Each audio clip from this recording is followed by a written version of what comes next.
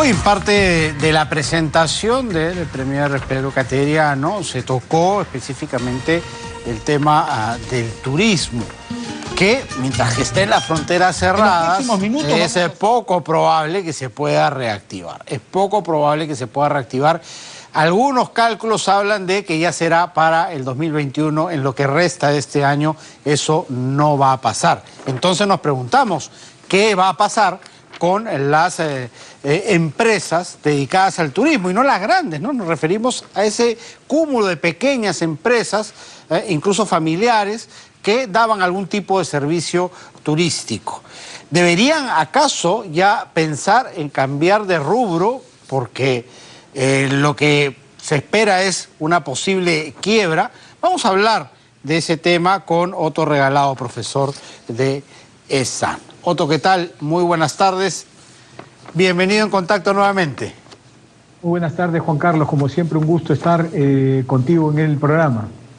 Bueno, hoy escuchaste al Premier, se ha referido al tema turístico, incluso ha hablado de la construcción de un gran muelle anexo a la base naval del Callao para recibir turistas, pero esto pasará cuando se reabran las fronteras. Entre tanto, ¿qué hacen las empresas turísticas que tienen el sector totalmente paralizado ya 5 meses? ¿Tú qué les recomendarías?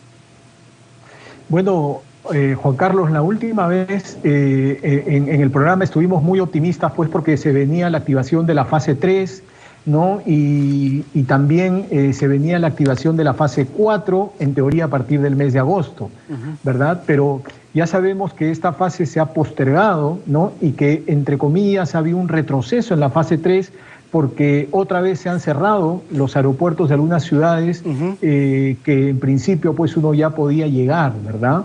Entonces, cuando se corta esa accesibilidad, obviamente lo que hace es que nosotros tenemos que pensar en cuál es la realidad actual, ¿no? Lo cierto es que si teníamos alguna esperanza de que se reactive la actividad turística del último trimestre del 2020, pues esa poca esperanza que quedaba definitivamente ya no la podemos considerar y pensaríamos pues que la recuperación del turismo se va a dar el 2021, ni siquiera en el primer semestre, lentamente a lo largo del año, ¿no? Y probablemente estemos hablando del 2022 y más años para que esto vuelva a la normalidad. Y esos plazos, entiendo, hacen inviable pues que un negocio pueda estar cerrado tanto tiempo. Tenemos que repensar la situación.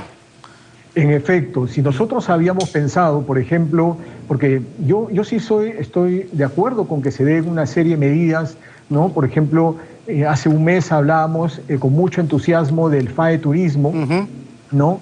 Ha pasado un mes y días y todavía no ha salido publicado el reglamento. Entonces, las medidas hay que darlas, pero hay que darlas oportunamente. Cuando las medidas no se dan oportunamente, a lo mejor ya ni siquiera las debemos tomar. Entonces, yo llamaría a la reflexión de las MIPES, ¿no? Para que vean si en efecto les conviene tomar ese crédito, porque uno toma un crédito para asumir, pues, por más periodo de gracia que exista, porque la verdad las condiciones son muy beneficiosas, pero ya las empresas están dejando de tener problemas de liquidez para tener problemas de solvencia. Entonces, la crisis verdaderamente sí será más grave, porque si antes recomendábamos que se reconviertan, que hagan alguna otra actividad, de pronto, a lo mejor el día de hoy, la recomendación es que cambien de actividad, porque no van a haber turistas, que cambien de rubro. por lo menos un buen tiempo más. Que cambien de rubro, ¿no? Aunque suene crudo. Aunque suene crudo, ¿no? Después de 5 meses, como bien lo ha señalado, ¿no? Teníamos la esperanza de que en el segundo semestre del año esto se recupere, pero las cosas no se van a dar así, ¿no? Sí, pues, y finalmente, ¿para qué tentar a fondos de este FAE Turismo, del Fondo de Apoyo Empresarial para el Turismo, si es que finalmente no tengo ni siquiera cercana la fecha de reapertura, ¿no? Me voy a hacer de fondos, ¿para qué exactamente? Si es que mi sector va a seguir parado. En efecto, como decíamos hace un momento, ¿no? Ya los compromisos de largo plazo, si yo no tengo la seguridad de que voy a tener ingresos, ¿cómo voy a hacer para poder afrontarlos, ¿no? Yo apelaría pues al emprendimiento, a la creatividad, a la innovación, ¿no? De hecho, yo estaría seguro de afirmar que más del 50% de las MIPES turísticas ya están haciendo otra cosa, ¿no? A lo mejor la recomendación sería pues de que seriamente formalicen esa segunda actividad y se convierta probablemente en la prioritaria. Sí, ahora, claro, depende de la actividad exacta que hagas dentro del turismo, es posible o no, porque yo digo, un hotel podría empezar a alquilar las habitaciones en la modalidad de vivienda, ¿no? Ya no de habitación de alojamiento, sino de vivienda permanente. Pero una agencia de turismo, por ejemplo, ¿cómo se reinventa utilizando su capacidad operativa? Un poco complicado, ¿no? Claro, eso es cierto, ¿no? Más aún, mira, el día de hoy justamente escuchando, ¿no? Como bien señalas al Premier, ya se hablaba pues de que se iba a postergar el teletrabajo hasta fin de año, ¿no? Y el día de hoy se habló de postergar el teletrabajo hasta julio del 2021. Entonces, estamos hablando, ¿no? De que...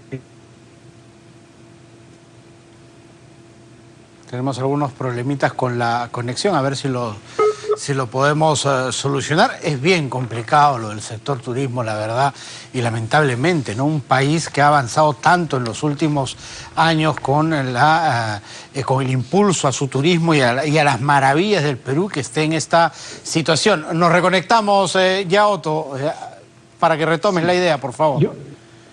Yo decía, yo señalaba, pues, hacía yo referencia, ¿no?, a que muchas empresas, el 50% de las empresas del sector turismo o las agencias de viaje ya estaban haciendo otras cosas, ¿no? Muchas de ellas se han convertido en mini markets, en pequeños negocios, ¿no? Y que yo creo que van a tener que seguir haciendo porque de otra cosa no van a poder hacer, ¿no?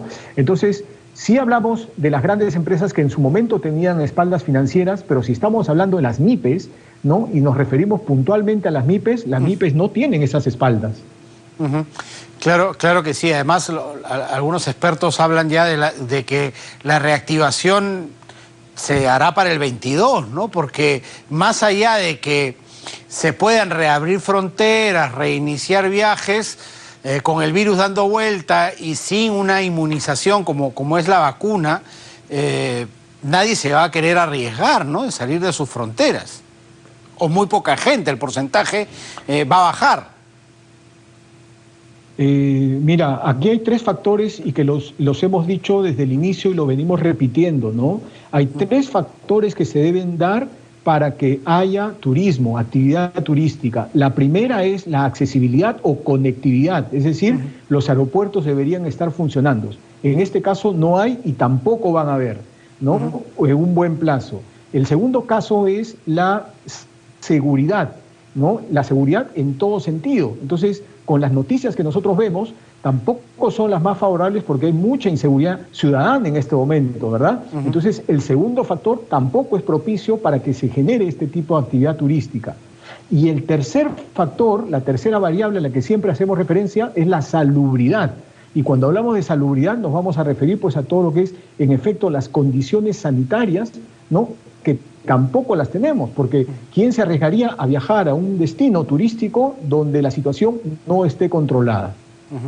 Para terminar, Otto, hablemos de cifras. ¿Cuánta gente más o menos depende del turismo? ¿De cuántas empresas estamos hablando? ¿Cuántas son grandes, cuántas son chicas? Para que la gente se haga una idea del impacto negativo que esto ha tenido en la economía.